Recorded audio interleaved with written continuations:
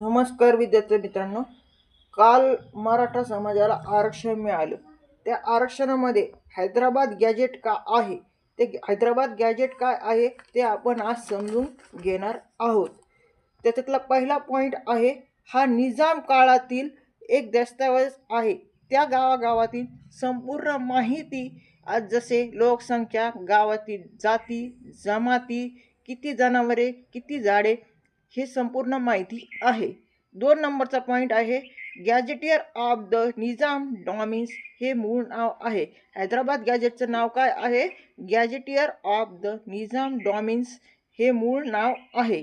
त्यानंतर तिसरा point, Hyderabad gadget हा 1918 मध्ये निजाम सरकारने जारी केलेला अध्यादेश आहे. त्यानंतर 4 नंबरचा पॉईंट, या मराठवाडा, आंध्र प्रदेश, तेलंगणा व कर्नाटक भागात मराठा समाज बहुसंख्य होता, परंतु त्याचा सत्ता व नोकऱ्यांमध्ये सहभाग नगण्य होता. यामुळे निजामाने त्यांना राखीव जागा देण्याचा निर्णय घेतला. त्यानंतर 5वा पॉईंट, गॅजेटमध्ये मराठा आणि कुणबी यांना एकच समजले गेले. यामध्ये हिंदू मराठा म्हणून ओळखले. त्यांना शिक्षण आणि नोकरीत आणि आरक्षण देण्याचा निर्णय घेतला गेला.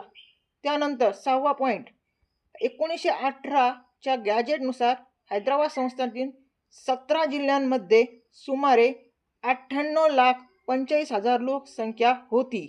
त्यापैकी 16 लाख कुणबी आणि 4 लाख मराठा अशी नोंद आहे. त्यानंतर 7वा पॉईंट, गॅजेटमध्ये मराठा समाजाच्या शैक्षणिक आणि सामाजिक मागासलेपणाची नोंद आहे. त्यानंतर 8वा पॉईंट, गॅजेटमध्ये मराठा आणि कुणबी यांना मराठा कुणबी असा एकत्रित उल्लेख आहे. त्यानंतर 9वा पॉईंट, शेती करणारा म्हणजे मराठा कुणबी असा उल्लेख आहे. ही हैदराबाद गॅजेटचे आहे. व्हिडिओ आवडल्यास लाईक आणि सबस्क्राईब करा. धन्यवाद.